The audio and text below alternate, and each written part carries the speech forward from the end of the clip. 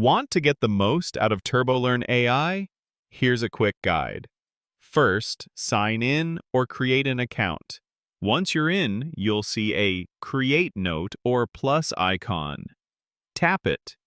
You can generate notes from YouTube links, uploaded PDFs, or even paste plain text. Select your source, for example, a YouTube link, and paste it in. Tap Generate, and within seconds, TurboLearn will give you clear, structured notes.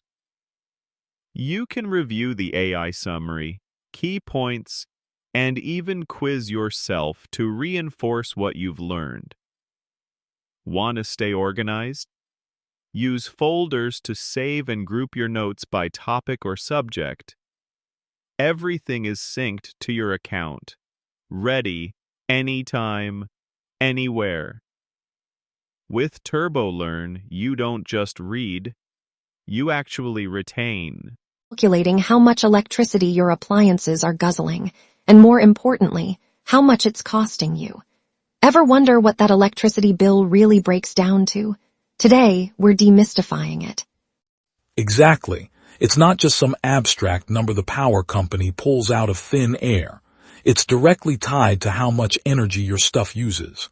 So, where do we start?